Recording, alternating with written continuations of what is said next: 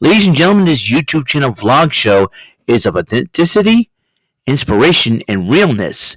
It is also about personality, good times, and fun.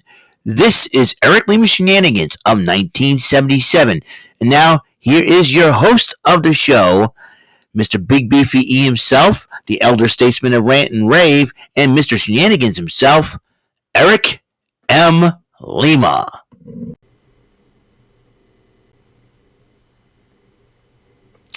Oh, thank you very much, Mr. Announcer, sir. Well, hello there, everyone. Welcome to yet another episode of Eric Lima Shenanigans of 1977, episode 1079. And it'll be the last video for today. That's right. It's about time we talk about a little bit of AEW Collision. That's right. The Winter is Coming Part 3, 2023. And a lot of insane matches, a lot of crazy things have been going down. AEW. There's some big, humongous concerns about AEW. A lot of folks saying, people take pictures, not a lot of people, not a lot of crowds and everything else, and small crowds and everything else, and a lot of folks are saying AEW's on the decline ever since they fired CM Punk, which I personally thought that was a big mistake on AEW's part. And I think, there's some people that had some great ideas about how to make AEW better. And, listen, in my personal opinion, AEW's been around for 5 years, and if they don't, like I said, they may end up going by the way of WCW. They may end up getting bought by Endeavor. Imagine, Endeavor buying AEW, and, that will give, Cody Rhodes a chance to run things. I don't know. And that's something, Triple H can fix that company up if he wanted to. But, however, WWE's been more structured, more organized than AEW. And so, the only difference is the Young Bucks run things. Tony Khan's letting the Young Bucks run things their way. While when Vince McMahon stepped down, he's now the vice president. And Nick Khan's the president. They let Triple H handle things. The people who have experience, handle things, and they handle things a lot more mature and a lot better. You know what I mean? And so, a lot of people bash over the WWE and all that. And I talked to Jordan about, if something happens because of AEW, who I want to see back in the WWE. As far as AEW originals, I like to see MJF. I like to see Hikaru Shida in the WWE. Some people I want to, Harley Cameron is another one.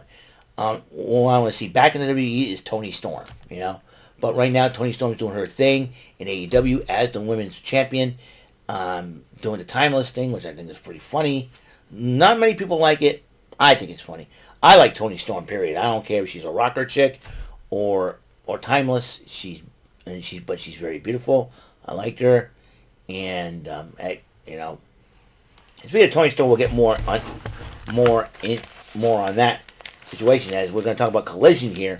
I'm just trying to kill some time here to watch, to tell you folks, and I'm sure if more people support AEW and all that, and like I say, AEW, they have a lot of things, and I think Tony Khan should learn how to be a boss, and I think AEW started going by the wayside since Cody Rhodes left and went back to the WWE. That's my personal opinion on that matter. So, anyways, we're talking about, we had 3 Continental Classics from the Blue League. Very important matches. Claudio Castagnoli and Andrade El Idolo. And Andrade, has been in the lead with 9 points. And this was a heck of a matchup. And Claudio ended up winning the matchup. I think getting another 3 points. That 9 points tied with Andrade. Meanwhile, Abaddon took on Jasmine Allure. And Abaddon won the matchup. And, of course, the lights go out. They come back on. Julia Hart appears with the TBS title. Julia Hart is taunting Abaddon. Abaddon attacked Julia Hart.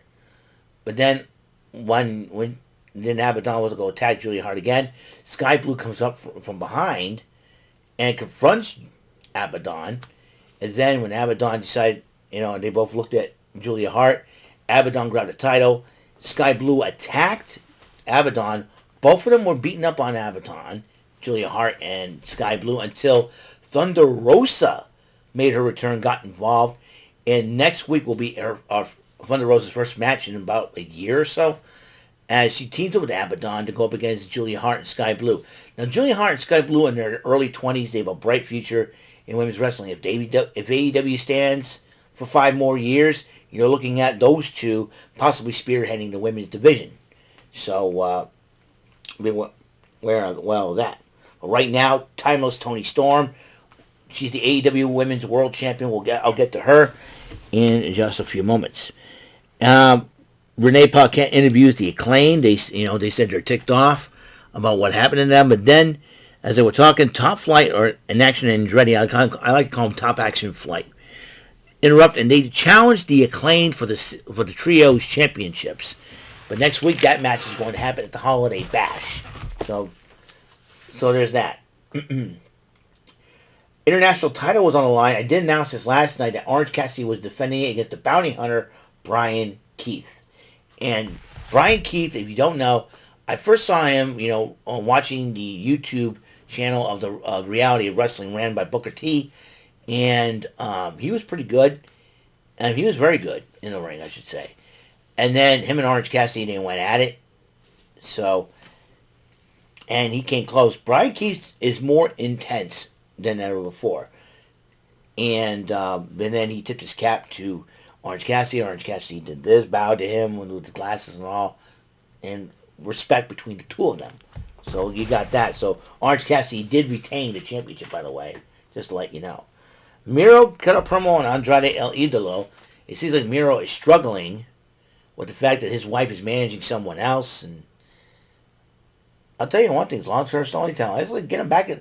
There's one guy I want to see back in the WWE. Miro. Go back to Rusev. Have him challenge Gunther for the Intercontinental title. That would be a great way for you to come back to WWE. This thing, for right now, Miro's doing his thing, I guess, in AEW. And then Lexi Nair interviews Commander until Roderick Strong into Kingdom with his bit. And we're talking about the Ring of Honor Television Championship and all that. You want to make an impact and all that. So, yeah. So, it looks like, they're giving Commander something to think about.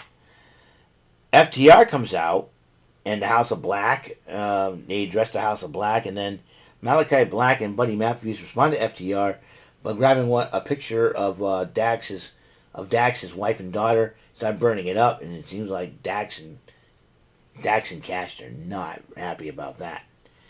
Then there's a Texas street fight. Chris Statlander and Will Nightingale come out just as members of Pulp Fiction, while Jordan thought, Jordy Scow, which I was live streaming and reacting with, said, "Oh, I thought they were schoolgirls." They fought against Diamante and Mercedes Martinez in a Texas street fight. These two ladies beat the snot out of each other. Will Nightingale was busted open. There were thumbtacks and glass shards being used. It was signs, tables, people going through tables. It was the most insane matchup, but in the end, Chris Statlander making the win for her team by using the chain as a weapon and basically knocking out the opposition. And Statlander and Will Nightingale did win the matchup. Now Renee Paquette interviews Timeless Toni Storm. We come to find out that Saraya and Riho will go at it on Dynamite. And the winner of that match will face Timeless Toni Storm for the AEW Women's World Championship at World's End. So, who's Toni Storm rooting for? We'll find out. Then Mariah May, she was working on getting her American wrestling license so she can fight. And when she does make her debut, and she has Toni Storm, and Toni Storm's like, "I'm busy." Yeah, Toni Storm is so far the brightest spot. She's in her mid-20s, so she's still got a long ways to go. And tell you one thing right now, the women's division's got to step up. So I'm telling you, this is something that I love. I said I love Toni Storm. No matter what, it would be the rocker from like the 80s rocker wild child from the WWE days to the timeless days in AEW. I love Toni Storm. Adam Copeland, was upset about what happened, but he says he's going to challenge Christian Cage one more time. No disqualification. Anything goes in this matchup. And it'll be at World's End if that match goes. Brian Cage took on Kerry Wright. Brian Cage made short work with Kerry Wright. And then Lexi Nair interviews the Mogul Embassy. And then Keith Lee interrupts them. They tell you, man, Swerve, time is running out. And I'm being very impatient. In a calm manner, of course. They have a little bit of history, Keith Lee and Swerve Strickland. So unfinished business there. Meanwhile, the second Continental Classic Blue League match of Eddie Kingston got Daniel Garcia. Battle of the New Yorkers. That's right. You got Eddie Kingston from Yonkers and Daniel Garcia from Buffalo. Matt Menard, who was not supposed to be at ringside, but Daniel Garcia's got nothing to lose because unfortunately he has no points. But Eddie Kingston did score a win and putting up 6 points. So in the Continental Classic. So he's probably a few steps away from retaining the title. So retaining his 2 championships and winning the Continental Championship. So that was a heck of a deal. So Eddie Kingston's playing a little bit of catch up. And Daniel Garcia has been eliminated. Continental Classic, third matchup, Bryan Danielson, Brody King. Despite having a busted up eye in a great matchup, Bryan Danielson ended up winning the match. So, that's all the time we have on this show. I want to thank everybody for tuning in to the show, episode 1079 of Eric Lima Shenanigans in 1977. Gonna get this video uploaded before midnight. I've already took my shower, did my laundry, did everything I could. After I upload this video, I'm getting some sleep. And I hope you guys have a wonderful, wonderful night. Okay, then. So until the next episode comes rolling around, Mr. Announcer, take us home. This concludes today's episode. This is Mr. Lima speaking for Eric Lima Shenanigans of 1977. A Big Beefy E, do it for Bob Saget Productions.